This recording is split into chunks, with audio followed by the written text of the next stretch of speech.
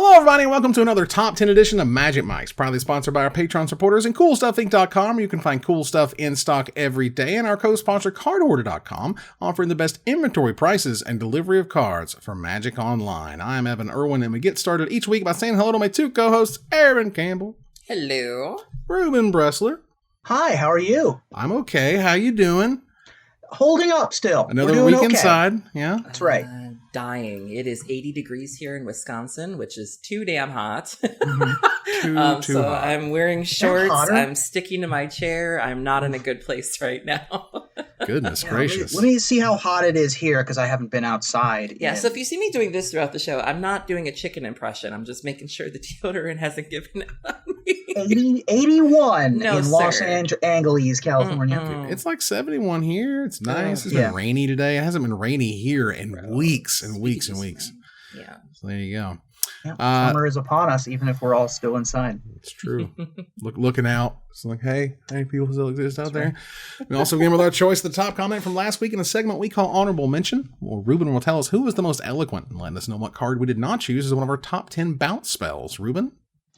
First, I got to hand it to the fan base. You guys came with it this week. Lots of great comments, great entries. True. And I also just want to say how positive our YouTube comments have been lately. Like, you know, I think the last one, the bounce video was like all up votes, no down votes, and every single comment was positive. And even the one from the live show. So thank you all for being so great and really supporting us. We see that and we appreciate it. Courting disaster here, because we're going to get down votes now. Oh, God, here we go. Throw it out the window. You asked for it. Oh, so many down votes. But our upvote for the week goes to James Stone, who wrote, I'm amazed that nobody mentioned Recoil. For the low cost of only one colorless, one blue, and one black, you get your bounce effect and discard effect all wrapped up into one. It's the greatest combination since peanut butter and jelly, and it's all at instant speed. Given how much Ruben loves Invasion, I was fully expecting to see it somewhere on his list. Recoil is always something you're happy to draw into, and is one of the all-time greats when it comes to bounce as well as discard effects. Yeah, Recoil, if you don't know, is a black, blue, and a generic mana for an instant. It's a common from Invasion that says return target permanent to its owner's hand. Then that player discards a card from his or her hand. So note, it's at instant speed discard. And 2, if they have no cards in hand, this is an awesome removal spell. Yep. So between that, and again, this is target permanent. So anything they have on the board that's giving you problems, you can get rid of. And that's pretty awesome. Yeah. Card's absurd. I think Waterfront Bouncer was another very popular suggestion. It has the word bounce right in the name. It's true. Yeah, a lot of comments about that. 3 Fairy was a big one. I mean, you know, the list can go on and on. Yeah, 3 Fairy's funny. That said, thank you, James. Please contact Erin on social media before she blocks you on all of them. Thanks before again. She bounces you. That's right, before she bounces you out. Thanks again to CoolStuffInc.com for sponsoring this giveaway. And stay tuned for our top 10 list this week. And maybe you can win next week's free gift certificate. All right, because we are talking about face down cards. This is another one of those weird lists that we kind of agreed on certain terms. I think. Kinda. I don't know. I mean, I'm going to get yelled at. Somebody's going to get yelled at something. I don't know. We just said let's like Bomat Courier and Hideaway Lands. No, right? Some manifesting stuff. In play. Yeah, face down and play stuff. No memory jars. No, there are a lot of cards out there that exile things from library or hand for future use. I personally didn't include those. Yeah, Thief of Sanity or Ashiok and all that. No. Fact or fiction, any of that kind of stuff. Right. It has to be face down in play. There you go. All right. Well, that said, let's kick it off here with our number 10. Aaron, what is your number 10? My number 10 was an all-star in our top 10 demons list. This is some amazing art by Jeremy Jarvis that looks simple enough. You know, you feel like you're looking at a big scary demon. But then when you zoom in closer, it gets way more disturbing. And it also happens to have a morph cost. My number 10 is Liege of the Pit. So Liege of the Pit is 5 colorless and 3 black. It's a creature type demon that has only been printed once in Time Spiral. 7/7 with flying and trample. At the beginning of your upkeep, sacrifice a creature other than Liege of the Pit. If you can't, Liege of the Pit deals 7 damage to you, and it is a morph cost of 4 black. And so this is an homage to Lord of the Pit. But what really attracted me to this card was you see this lump. Its rib cage is open, so you can see inside of its chest cavity, and you see this lump there, and you're thinking, oh, that's probably just a heart. You know, maybe some lungs. No, it's 3 baby heads. There are Yeah. baby heads inside of the demon. Like, it is terrifying. And so when I knew that we were doing sort of a morph manifest list, you know, when I was going through Gather, I was like, oh, the baby heads. Mhm. The screamy baby heart thing on the demon monster. Yeah. Oh my god. Yeah, this card is sweet. References Lord of the Pit to be a little bit better, essentially. But regardless, it was a really cool callback at the time. Time Spiral was obviously just chock full of stuff like that, where some are more overt and some are like crazy deep dives. Like some R&D members don't get it, deep dives. Right, exactly. It's nuts. Ruben, what's number 10? My number 10, also from Time Spiral. Time Spiral Block brought back Morph and did some interesting things with it.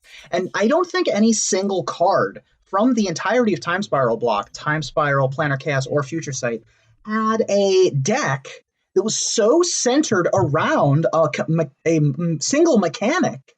Even there weren't even Storm decks that were centered around a single mechanic, as the Pickles deck was centered around the Morph mechanic.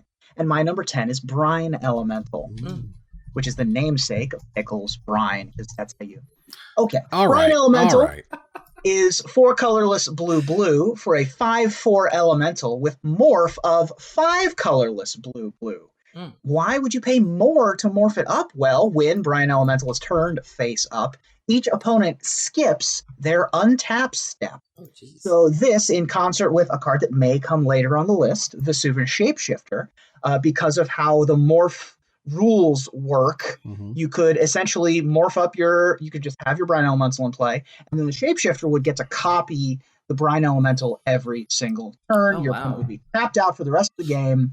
I personally loved the blue-white Pickles deck that had Momentary Blink, so that you could, play it face down as a 2/2, blink it at end of turn, and then immediately get to pickling. There was also a blue-green and a blue-black version. So, jeez. All right, so I don't like pickles. What? Yeah, as in like food the or the food. deck? The food. I don't like pickles. Wow. The food. Okay. It's a thing. Sorry, I don't like pickles. So That's fine. honestly, Now, until this very moment, and we lived through that entire era. I had no idea why they called that deck pickles. really? I really had no idea. The legend goes that Brian David Marshall, notable Pro Tour historian and foodie, drafted this combo in a draft deck of Triple Time Spiral and said, oh, this is a good combo. This is the Pickles combo. Then they started putting into competitive constructing. Nice, because I wouldn't know the brine because nothing I eat goes in brine, so I don't know what that was. Unbelievable. So, you don't like pickles? I do not like pickles. Can't handle it. See, I'm really picky with them. Like, I like them. Like, I can eat them out of the jar. Like, that's really good, but I don't want them in things. I don't like them on I like burgers. the little Cornish hens. Okay. Like the cocktail, like the charcuterie board ones. Little tiny Those ones. are nice. Yeah, and I could take fried pickles, like on the Baby You Can Chive My Car burger from Bob's Burgers with the fried pickles. Okay. Baby, you can chive my Chive my car. Goodness Wow. gracious. Well, I like them in tzatziki sauce, and that's about it. Tzatziki sauce. You guys have such crazy palates. Tell you what. So my number 10 here is also from Time Spiral, where Morph came back and they ate it up. They had a whole bunch of really cool ways to talk about how this card kind of references this other card, and isn't it sweet how they kind of do the same things, but they don't. Well, there was a card that they made called Deranged Hermit. Deranged Hermit had Echo. Echo also returning in Time Spiral, but they didn't reprint it. They decided to do something different. They want to make a new Morph Hermit, and it would, out of nowhere, create its own army. Felonite Hermit is a green and 3 generic mana for a rare elf shaman. It's a 1/1 that gives all Saproleans +1/+1. It has morph of 2 green and 3 generic mana. That means you can cast this card face down as a 2/2 for 3 generic mana. Turn it face up anytime for its morph cost. When Felonite Hermit is turned face up, create 4 1/1 green Saproling creature tokens. That is 9 power out of nowhere. Time Spiral was part of what I would sort of describe as the Ravnica turn. The Ravnica turn to make creatures really awesome and not make spells quite as awesome. And so when you saw this, like, this was jaw dropping at the time. It was like, well, what? You get what? At how much mana? Like, that was amazing. So Felonite Hermit was a monster in the cube, fantastic in standard, as I recall. Like, the card is dope. It was pretty good in standard. Decent in standard, not like amazing. It didn't win Pro Tours, but it was very good. Right. It had a moment. Yeah, absolutely. It was quite good in the glare of Subdual decks for a brief period of Still give me time. nightmares. Yeah, right. Much like Deranged Hermit, an opposition lived in Standard together, Thelanite Hermit, and another tap enchantment that costs 4 together, like peanut butter and tuna fish. So it did quite well. Well, I'm going to go ahead and roll over my number 10 into my number 9. Because see, if you're playing Cube, right, and you're playing against the Thelanite Hermit, what you want on your side of the bill, of the board rather, is one of the best, the sweetest morph cards that has ever made. Was certainly in my Cube for many, many, many years. You see a bunch of tokens. You see that guy, and you go, "Wait a minute! I'm gonna pay 2 black and X. I'm gonna turn this guy over." And Bane of the Living is gonna wreck your world. Yes. Bane of the Living is 2 black, 2 generic mana for a 4/3 rare insect. It has morph of 2 black and X generic mana.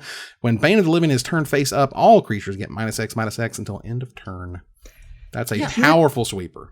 Yeah, so I have this in my Muldrotha deck because you want effects on bodies, on permanents. You don't necessarily want them on spells. And so this is something that you can play out and you can, tailor it in terms of how big you want it to be. And then you can just recast it as a permanent if you need to. And so really great customizable Wrath that can go as big or small as you want, or just be, a 4/3 body. That's fine too. Right. Now, see, these days it would say all other creatures get -X. That wording. But back then, you had to pay the piper. Right. Nowadays, the piper's like, I don't care. If you would have told me that Bane of the Living would be on somebody's top 10 list and it wouldn't be Aaron, I would have lost that bet. There you go. All right, let's move it to your number 9 for Aaron. What you got? My number 9 is one of 2 hires on my list, and it's a little bit of a musical one. I'll give you a hint. So the name reminds me of a song. Okay. Ruben, what's your number 9? My number 9 and my number 8 are 2 of my 3 hires. Oh. Neither of them are musical. Okay. Okay, we can make a musical. So I had to pull number 9 through. I'm okay with that. Right. Let's move on here to number 8. Aaron, what's your number 8? So my number 8 is an all-star in my She-Ray EDH deck. It's just good in any sort of aristocrat strategy. I most recently played this with Alex Ullman. He's been playing Black-Green Aristocrats and Pauper. He was running 4 copies of this baby right here. Very happy to see it. My number 8 is Sultai Emissary. So Sultai Emissary is 1 colorless and a black. It is a creature-type zombie warrior with 1 power and 1 toughness, originally printed in Fate Reforged. And it says, when Sultai Emissary dies, you manifest the top card of your library, meaning that you put that card face down as a 2/2 creature, and you can turn it up face up any time for its mana cost. And so in a deck like Alex's, this is card advantage, where you can sacrifice this to your Bloodthrone Vampire, your Mortician Beetle gets a counter, and then you now have an extra card to play with. And if you need it to be a 2/2 body that can also be sacrifice fodder, you can do that too. Or if you need a card, you can look at that and see whether or not you need to use that. When you're playing it with She-Ray, it has 1 power, so you're able to keep doing this over and over again and getting more card advantage. And so really happy with this card, especially in any sort of aristocrat strategy. And, it's a zombie. I love it. Right. I liked Manifest a lot. Manifest was very powerful. They certainly pushed it. They wanted it to be part of Standard, and it certainly was. And we'll get to some more reasons for that later. But this is just one of those sort of really nice. When Wizards does a great designer search, this is exactly what they want to see. Show me your mechanic, make it nice and simple, but it's still fun and interesting. Go. Yeah. Yep. That's what and it's a play on, Doom Dissenter and other effects that are like, make a 2/2. Right. But this being a slightly different way of making a 2/2, utilizing the manifest mechanic. Absolutely.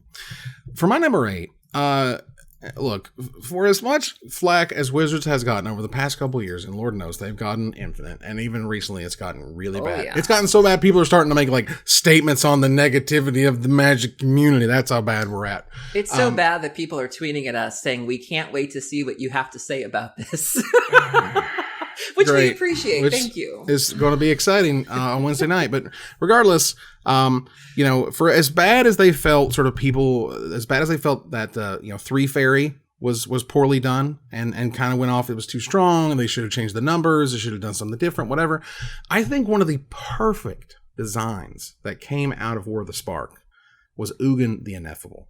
I think this card, for the costs, what it does, where it kind of fits in, it's powerful, but it's not overpowered. It's got a really cool ability that kind of comes out of nowhere to synergize with a bunch of different cards. Like, this card is fantastic. It's 6 generic mana for a colorless legendary Planeswalker Ugin with 4 loyalty. It has a static ability of colorless spells you cast cost 2 generic mana less to cast. +1, exile the top card of your library face down and look at it. Create a 2/2 colorless spirit creature token. When that token leaves the battlefield, put the exiled card into your hand. And -3, destroy target permanent that's 1 or more colors. So the -3 is obviously important, and it only goes down to 1 loyalty. The +1 knocks him up to 5, and you have a blocker. Like, and the static ability, I've played that deck where you can play just the 2 mana draw a card. Deck, it's super fun with the Mystic Forge and stuff. It's fantastic. Like, it's awesome to see that they didn't. I don't think they screwed up at all. I think they got the numbers exactly where they should have been on this one. This is great. Yeah, I like this card a lot. This was a card that a lot of people, kind of had their claws out for. These are big shoes to fill. When you think of the OG Ugin, and it's funny because when this came out, people were like, and the Tron decks are still running it. I don't think they're running 4 or anything, but there is still definitely room in it. I've seen it in Vintage, even I've seen it in Legacy in the Post decks. As long as colorless cards are good, and in the history of Magic they have been, there will absolutely be a place for Ugin. That static ability harkening back to Eye of Ugin a little bit of a reference there.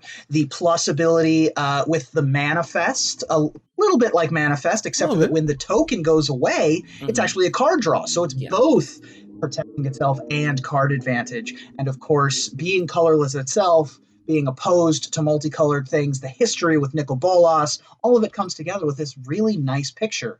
And oh, by the way, the name, if you recall, Ugin the Ineffable, caused some consternation when it was first previewed. Because of Yawgmoth. Yawgmoth was nicknamed, one of his many, many myriad titles was the Ineffable. They were like, is this Yawgmoth in disguise? And it wasn't. It was just the same word. Yeah, the Vorthoses lost their minds. They were like, what does it mean? Vorthoses are just like, the guy with the string on the wall. Just like, you said what? Ineffable? This one book on this one time in the 90s said Ineffable was Yawgmoth, and that means it's Yawgmoth. It was Kelly Diggs that literally was just like, we forgot. Right. Everybody chill.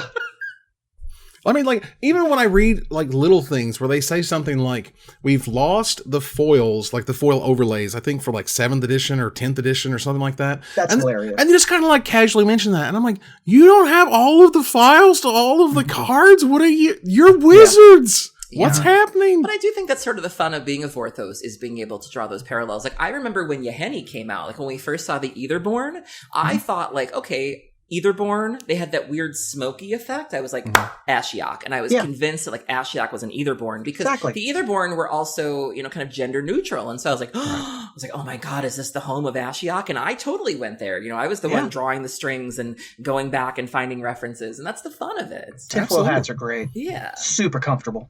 Within reason. Right. Within reason. But and that's the fun kind of tinfoil hatty stuff for what it's worth, because you're drawing these connections on a mythical, silly world or whatever. You're not hurting anybody. Exactly. Right. Let's move here to number 7. Ruben, you've been absent. What's your number 7? Okay. I'm going to get yelled at for this one. Oh, boy. Here we go. This makes cards. This is like, I am so excited to talk about this card because I bet you have never seen this card before. And this is a card that I heard about when I was young. I've also never seen a copy of this card. This is a card that I heard about of, like, some weird crap that they used to print in Wizards. And this one is like a secret face down card because the current Oracle text of it does not say the words face down. But the original printing from Alpha and Beta and Unlimited do. So are you ready? Oh, God. I want you all to go look up the card Camouflage right now. Yeah.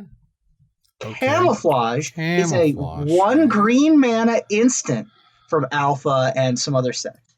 The original text says, you may rearrange your attacking creatures and place them face down. Oh my God. Revealing which is which only after defense is chosen.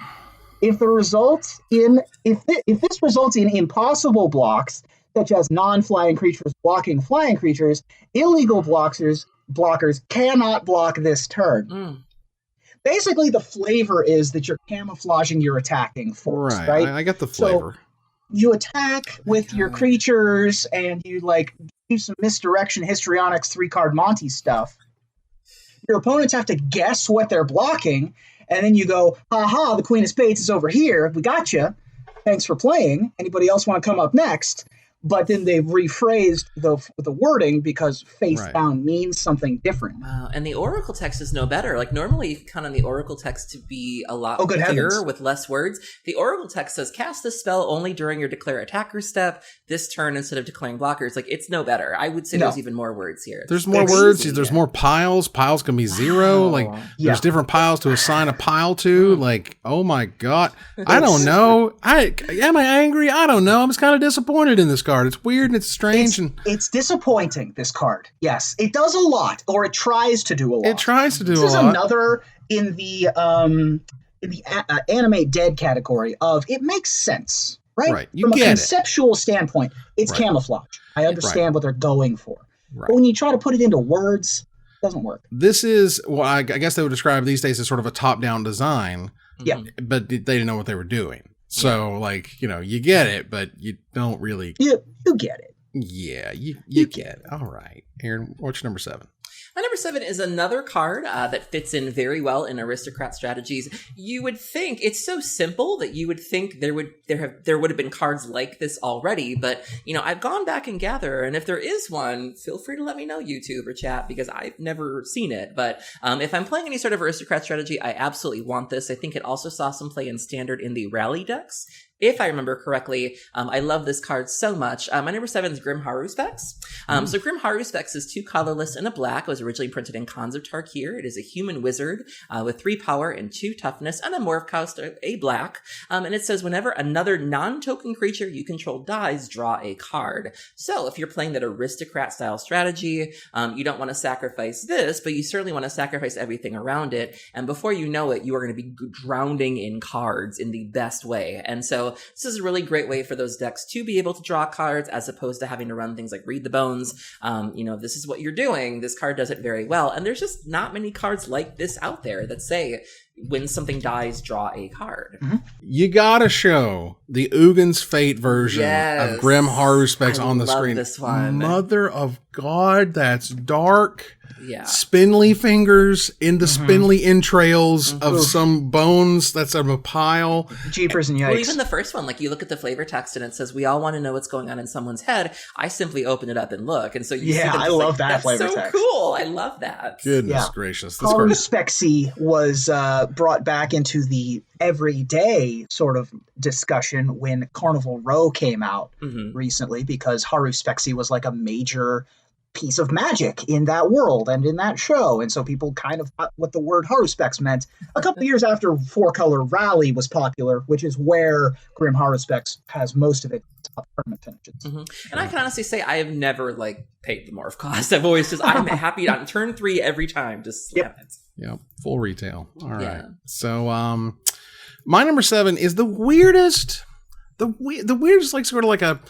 This card is obviously insane. Like this card, when you read it, it's like so good. And at the time when it was spoiled, no one was talking about it. People didn't really care that much about it. This is one of those. I mean, it's similar to Dark Ascension. The what's the mythic there? The 4-mana mythic guy makes a wolf. Huntmaster. No. Yeah. No. Huntmaster of the Fails. Huntmaster of the Fails. Just like Huntmaster of the Fails. Why in the world are you all not playing with Death Mist Raptor the minute it hit paper? The second you could open it in a pack of Dragonstar Kier. This thing is ridiculous. It's 2 green and a generic mana for a 3/3 mythic lizard beast. And when they're low mana creatures that are mythic, you know Wizards goes all out. It is a lizard beast that has death touch, and whenever a permanent you control is turned face up, you may return Death Mist Raptor from your graveyard to the battlefield face up or face down. That's so stupid. And it has Megamorph. Mighty Megamorphin Rangers. It is 4 for a green and 4 generic mana for 5 mana. You may cast this card face down as a creature For as a 2/2 creature for 3 generic mana, turn it face up anytime for its Megamorph cost and put a +1/+1 counter on it. So it's a 4/4 Death Touch at that point. Or you're flipping up another Death Mist Raptor to bring another Death Mist Raptor from the graveyard. It was insane. They go great in multiples for sure. Mm-hmm. Oh my god, it was nuts. And like no one played this card for like weeks, if not months. I was like freaking out. What are we doing? Eventually people caught on to how ridiculous Death Mist Raptor was, and it became sort of its own engine. You would put this in with a card that will be talked about certainly later on our lists later.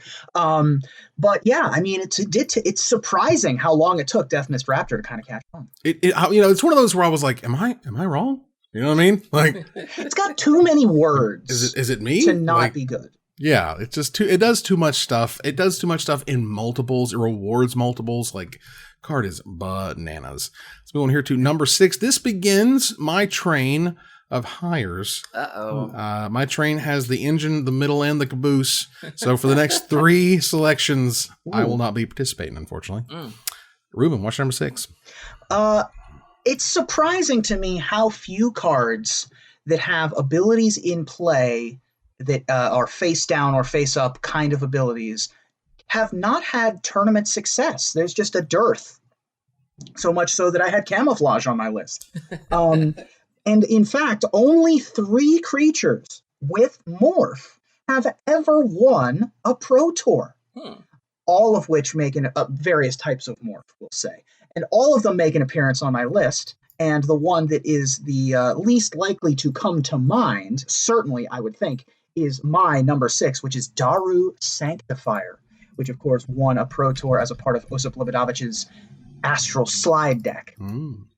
Daaru Sanctifier cost 3 colorless and a white for a 1/4 cleric from Legions. It has now been errated to be a human cleric because we needed more humans. It has Morph of a colorless and a white because when it's turned face up, destroy target enchantment. A big important part of the Astral Slide mirror is being able to take care of your opponent's slides and lightning rifts. Daaru Sanctifier was very able and willing to be able to do that. It also shared an art similar. It had like the same artist, and the style of the guy in the art was similar to another card in the set that didn't have Morph that I'm forgetting the name of currently. But it led to I believe Kai Bude got a game lost because he played the wrong one face down. Was about to win a game, flipped it up thinking it was Daaru Sanctifier. He had the Sanctifier in his hand and ended up getting a loss. I think this definitely looks like the mirror breaker that you would want in that kind of matchup. And, Astral Slide was pushed quite hard. Like, I feel like Astral Slide was back in the day, and this is much like what they did in Onslaught. They're like, okay, here's your power. We're going to shove it in your face, and we're going to say, here's what you're going to build around and do in Standard, and you don't have to worry about anything else because we got you covered. We built your decks. Whereas nowadays, everything's bananas, so do whatever you want. Back then, it was like, goblins are good, play goblins. So we played goblins. And Astral Slide is good, play Astral Slide. Okay, so we did. And it was great. I think it's Whipgrass and Tangler is the card I'm thinking of. They look very similar. They both have a colorless and a white in their text box for an ability. That might be apocryphal. I don't recall. Wow. But again, did win a Pro Tour, so success on the biggest stage. Aaron, what's number 6? My number 6 is the last hire on my list. Ooh, Ruben had to pull us through number 6. Okay, then.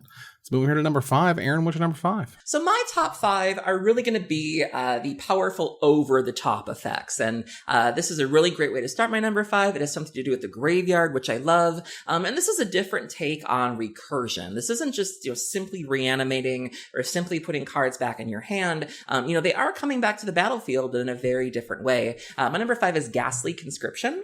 So Ghastly Conscription is 5 colorless and 2 black. It was originally printed in Fate Reforged. It is a sorcery. It says exile all creature cards from target player's graveyard. It doesn't have to be yours. In a face down pile, shuffle that pile, and then manifest those cards. So those cards are now 2/2 creatures, and you can turn them face up at any time for their mana cost if it's a creature card. So this is really, really cool.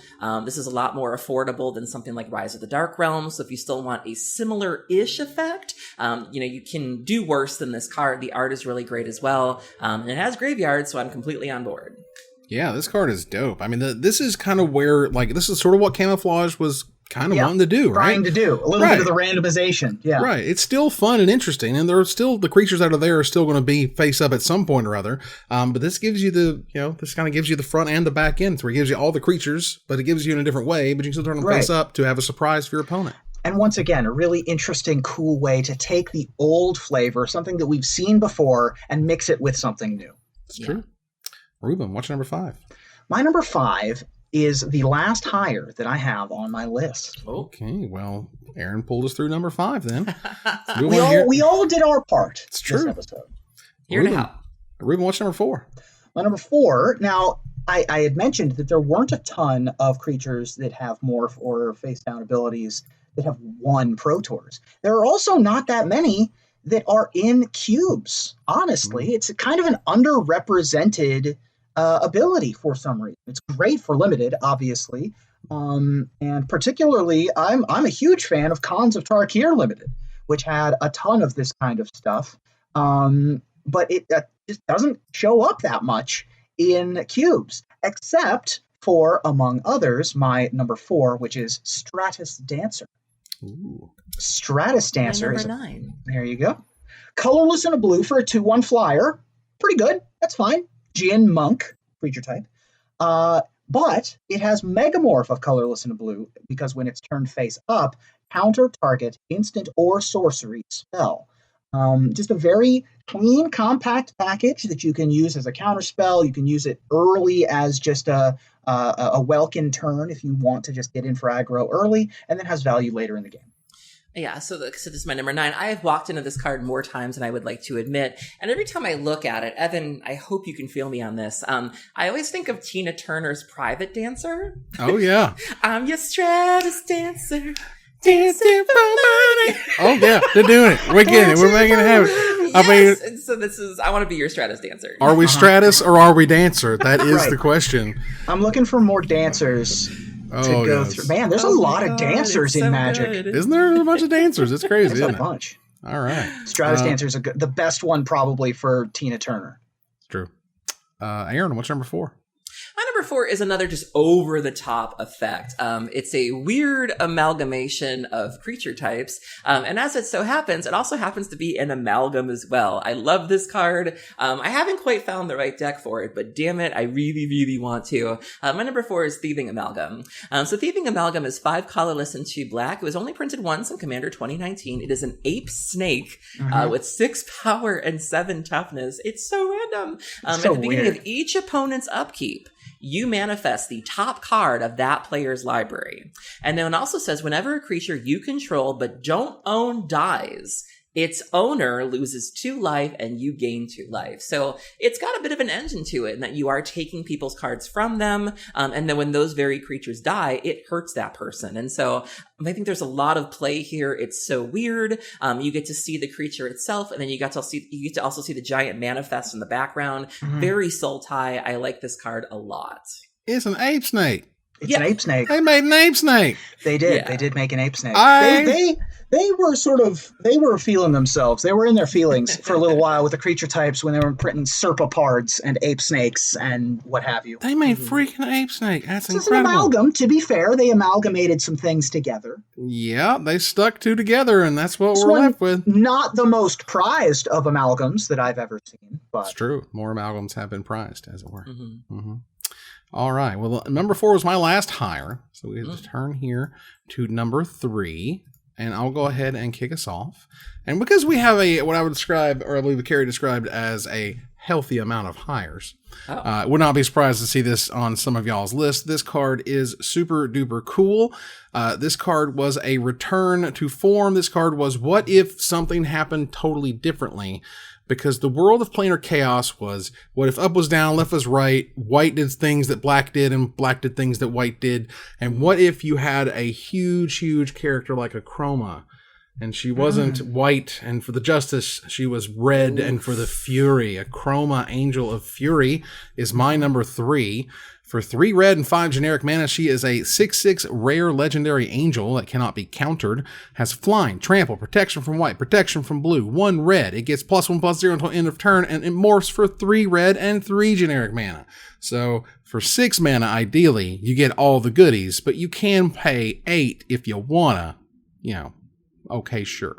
Whenever I look at this card, I immediately think of the fact that Death and Taxes in Legacy used to run like a random copy of this because you would need something to do with your Aether Vials, because eventually you get to a point where your Aether Vials, you've kind of done what you need to do. You've passed the threshold already of your 1s, your 2s, and your 3s, and you're just like, all right, let's just ramp this baby up. Right. And then you just vial in a Chroma and you have a really good time. Well, you can also blink. You can Flicker Wisp. Yes. So you play it as a morph and Flicker Wisp it. That's what I used to do back in the Brine Elemental days with my Momentary Blink, was in the Blue-White Pickles mirror, I would just play a morph on turn 3 because I've got 85 of those. Yeah. My opponent's like, oh, it's just a Willbender. Who cares? And then end of turn, Momentary Blink, here's a 6/6 with protection from your deck. Jesus. Bam. This card was super cool. And they had a Chroma in Time Spiral as part of the time shifted stuff. And so this is the Chroma that goes the Angel of Fury route, as it were. But not higher, not one of my hires. Okay. Fair enough. And Aaron, on your list either? No, not at all. Fair enough. You even have a red card on my list? I'm just asking questions. This is a colorless card, to be fair. This is a 3-mana card that we cheat face up or cheat into play. It's rare that you're going to pay the 8. Ruben, what's your number 3? My number 3, as rare as it is to have a morph creature or a megamorph creature in the cube or in a successful deck, apparently it's even more difficult for Manifest to reach such heights, as there is only one card that manifests other cards in the entire cube, which is surprising to me. We've discussed this card in the past on our top elementals list. It is Whisperwood Elemental. Yeah, my number 3, or my number 4, rather. My number 6. There you go. Nice. 3 colorless green gets you a 4/4 elemental from Fate Reforged. It is a mythic, thank goodness. At the beginning of your end step, manifest the top card of your library, which means you put it onto the battlefield face down as a 2/2 creature. Turn it face up anytime for its mana cost if it's a creature. It also has the ability, sacrifice Whisperwood Elemental, until end of turn, face up non-token creatures you control gain. When this creature dies, manifest the top part of your library. This card was stupid. This card was dumb. The game states this thing created were like comedic. Absurd. The GP finals. It was what, Brad Nelson and I forget who that Reed was, Duke or somebody. I can't remember. But like the board state was absurd. They had tokens on tokens on tokens, manifests on manifests, multiples of these things making multiple manifests, sacrificing them, trying to get rid of all of them, making more manifests. It was absolutely ridiculous. Yeah. Like this card is amazing. Absolutely This is incredible. my number 6. This is card advantage in green, which they don't often get. You're probably running a lot of creatures anyways because you are playing green, so you're likely to to get some good hits off of this. And it also gives you an insurance policy, because if you are playing this card, you are kind of committing to the board, and so you are asking to have a board wipe, and this gives you some insurance against that. The art is really great. You also see the manifest in the art as well. Card is just a home run. When you look at the cards that Wizards has made and how, the power level sort of, creep kind of continues, this is definitely one of those where they said, look, we're going to give you the army in a can. And not only are we going to give you the army, we're going to give you the ability to protect the army and protect that army on the same card. You don't need a 2-card combo that manifests everything that dies this turn. No, man, we'll just stick it on the card itself. We'll just put it on the thing that's making all the things to trigger the thing. It's ridiculous. This is another one of those sort of ticks over in power level where, Wizards don't care. It's just super dope. Let's make it dope. And it certainly was. All right. Aaron, what's your number 3? My number 3 is a card that I still have nightmares over because I remember the screenshots when this card came out of the crazy board states that just took over the board and the life totals in triple digits. And the card looked innocuous at the time, but I can't help but think of the damage this card did. And I was so glad that the trend of playing this card didn't last. And then the card was able to kind of quietly rotate out of standard. And I haven't seen it in any other format since. Thank God. My number 3 is Master of the Unseen. So Master of the Unseen is 1 colorless and a white. It was originally printed in Fate Reforged. It is a rare enchantment that says whenever a permanent you control is turned face up, you gain 1 life for each creature you control. And you can also pay 3 colorless and a white to manifest the top card of your library. So if you are playing with Whisperwood Elemental, because green-white Megamorph was a thing, this card got out of control very, very quickly. If you also had any spare mana laying around, you can also make a manifest. And so, if you just Google Master of the Unseen feature match, I mean, the feature matches were just absurd, where, you couldn't believe what you were seeing. People running out of tokens, people running out of room, life totals getting to astronomical numbers. I mean, the card was just insane. Yeah, this was a card that basically ruled 2015. If you were playing 2015 Magic, you saw a lot of this. There was green-white aggro decks. There were some mid-range decks that had this. It went in all sorts of places because anything that could use a manifest and use white mana, you're going to play a Mastery of the Unseen. It's great early. It's great late. You don't care to just run, I guess, additional copies if you want to, because then you're gaining 2 life every time they flip up. So, it's not necessarily detrimental to you. So, the game states this thing created were absolutely ridiculous. I'm glad it's gone. I don't want anything like this. If they bring manifest back, they do not bring back this. This does not come along with a ride. I mean, so this was my number 9.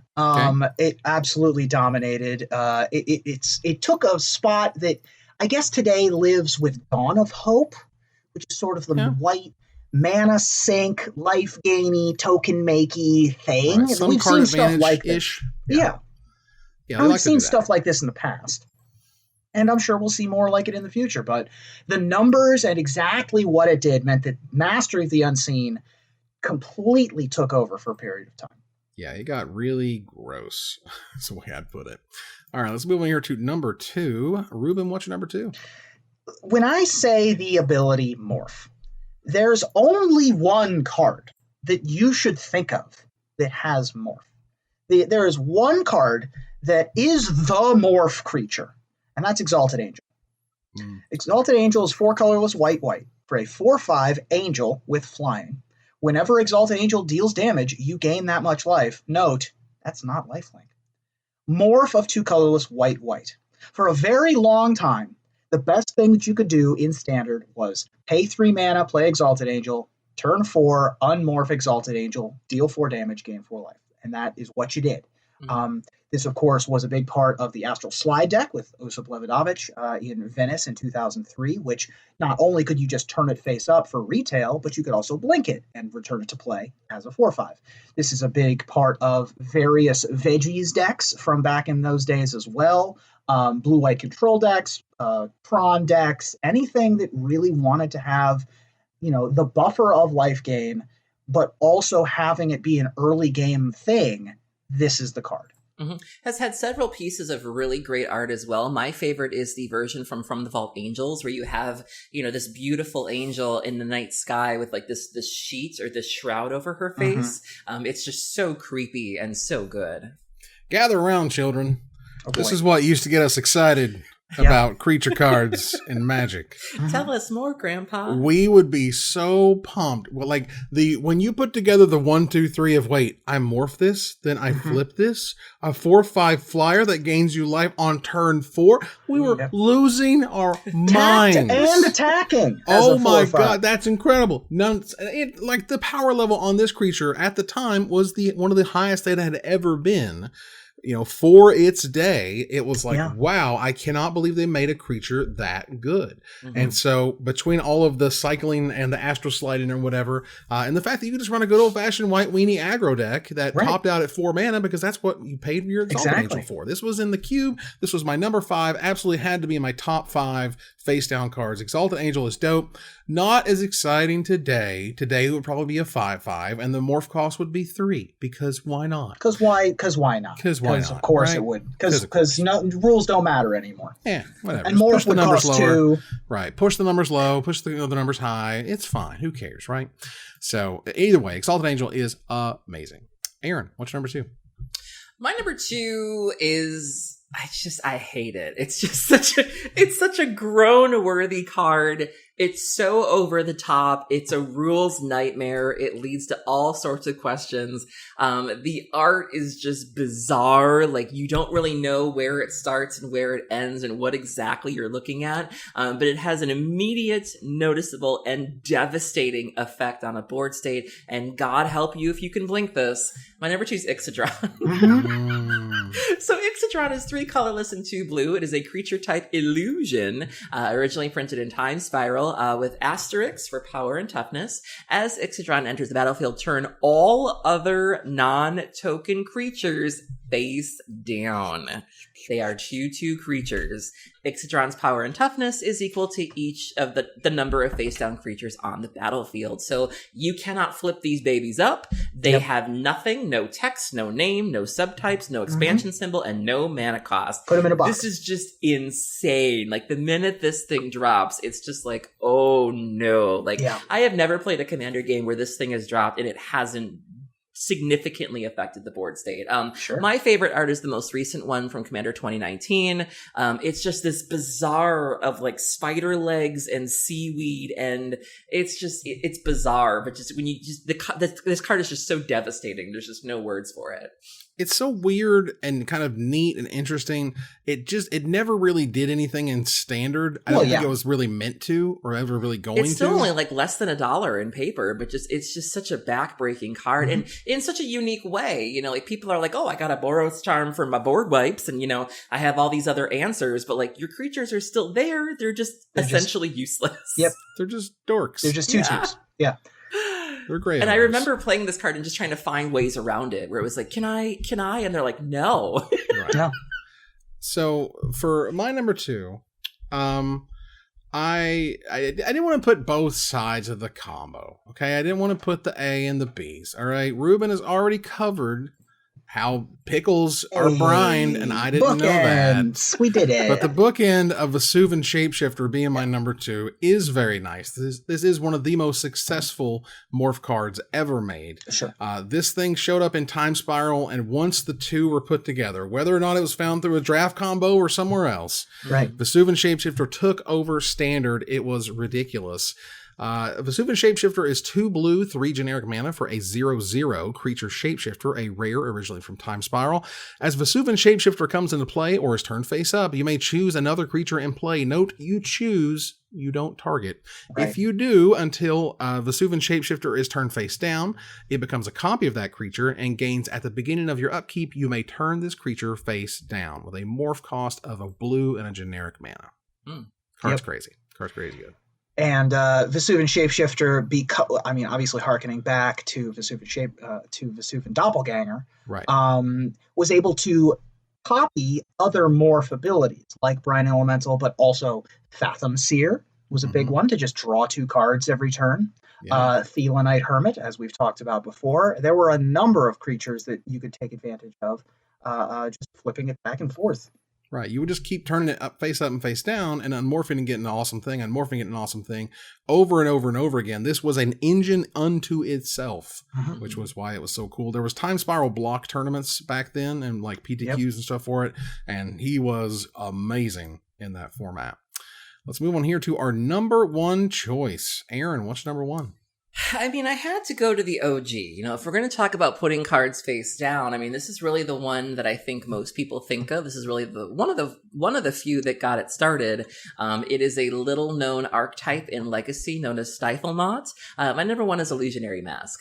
So Illusionary Mask is 2 colorless. It's an artifact originally printed in Alpha. I'm just going to give you the simplified version. So you pay X. You may choose a creature card in your hand whose mana cost could be paid by some amount of or all of the mana you spend on X. You still with me so far? I am. If you do, you may cast that card face down as a 2/2 creature spell without paying its mana cost. If the creature that spell becomes, as it resolves, has not been turned face up and would assign or deal damage, be dealt damage, or become tapped... Excuse me. Damn. See, I couldn't even make it through. There'll be notes and a test at the end of this. Instead, it's turned face up and assigns or deals damage, is dealt damage, or becomes tapped.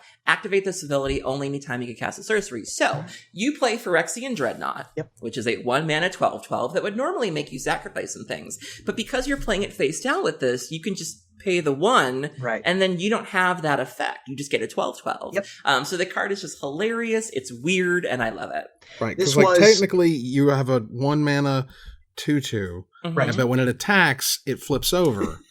Because of the trigger from the card. And you can play things like Eater of Days, which would normally have a really crazy, like your opponent gets extra turns clause. You know, you're playing these normally expensive cards with extensive drawbacks, and they're just huge bodies now. Oh my God. This is your number what, Ruben? This is my number 5. Yeah, this is the one. This is the card that started the face down phenomenon. This is why we have Morph. This is why we have Manifest. That's it. That's the tweet. That's what it does. And that, like, Illusionary Mask went from like complete garbage to overnight tournament all-star when, like, basically someone put that combo together and started crushing with it. We're stuck with it, essentially, as it were. Ruben, what's your number 1? My number 1, there's only one card in the history of Magic that has a face down, turn face up, turn face down ability that is both in the Magic the Gathering online cube and has a Pro Tour win. And that card is Den Protector. Yeah, Den Protector is my number 1. It is a colorless and a green 2/1 human warrior with a tiny baby. Creatures with power less than Den Protector's power can't block it. It has Megamorph of a colorless and a green. You may cast this card face down as a 2/2 for 3 colorless. You can turn it face up at any time for its Megamorph cost and put a +1/+1 counter on it. And when Den Protector's turn face up, return target card from your graveyard to your hand and also some number of Death Mist Raptors. Den Protector was in a ton of archetypes throughout its time in Standard, most notably probably Abzan Midrange and Abzan Megamorph, although it was also in like Lesnia aggro decks, Devotion to Green, anything that had green mana wanted to have an Eternal Witness that was tough to block. Yeah, there was a white-green tokens deck that was hanging about with hangerback walkers and stuff in there. Really interesting. Den Protector, again, this harkens back, to Eternal Witness, of course. But it is kind of its own little package there, because when you turn it face up, I know that one little line there doesn't sound that crazy. Creatures with power less than it can't block it, but every Manifest card in that Standard environment could not block a Megamorphed Den Protector. Yeah, it's very, very relevant, and just kind of forms this really uncomfortable loop that you can't really keep down. I don't think there was much graveyard hate in the format, if I remember correctly. Oh, really? No. But the art was just, I think of the art every time and how people called her Maternal Witness because she got a baby on her hip and she's still going to cut you with the axe, and it was just brilliant. Baby's just long for the ride. Just hanging out. And the deck that, Seth Manfield won Worlds with this card in Abzan, but also Kazuyuki Takamura won Pro Tour Magic Battle for Zendikar with this. So by process of elimination, turns out my number 1 is Ruben's number 8, and that's okay. Because, look, if you're going to go, right? Yeah. If we're going to go to face down cards, right? Illusionary Mask, kind of, that was sort of the birth, the origin story, as it were, right? But if you're going to go to, like, who made the morphs? Who made morphs happen? Who is the morph lord? Who pumps all the face-down creatures? It's Ixidor, Reality Sculptor. As I understand it, he made a chroma, right? Didn't he actually make a chroma in the story? Ixidor, Reality Sculptor. The original Manic Pixie Dream Girl. That's right. Is a rare from Onslaught. It is 2 blue and 3 generic mana for a rare human wizard that's been eroded. It is a 3/4 that says face-down creatures get +1/+1, and for a blue and 2 generic mana : turn target face-down creature face up. Wait a minute. The homework assignment was putting things face down. He makes them face up. Yeah, but again, he created them in the story. It's kind of his thing, and he's the face down lord. Yeah, he's the face down lord. But he doesn't put them face. Yeah, but he has the words both. He has the word face down on his card twice. 2 times. Talking about faces, talking about down. Yes. Facing down, not up. Not way face down. Okay. That's the way we like to list our cards. That's the way we do it. And now the other thing about Ixidor, and it was close between Ixidor and Ixidron for which one I was going to have in this slot, because they're both good for the story and they needed to go here. But the reason why I chose Ixidor is because canonically speaking, and I will ask the Vorthoses in the comments section to correct me if I'm wrong, I think that this is the most powerful wizard, power level speaking, in Magic. In terms of what the person can do. Right. Not the card, the person. He could sculpt reality. He could make morphs, right? He could make these colorless, the faceless unmen, as it were, I think is what they were called when he was doing his thing. Nice. Well, again, that to me said that if there's going to be one person at the top of the face down heap, it's the one that mentions them twice, as well as being their lord and in a story having created them. Right, and he created the red Achroma, or the version of Achroma that we referenced earlier, as depicted in the art for Null Profusion, in the story of the Planar Chaos. Right, as they have changed it, essentially. Yeah.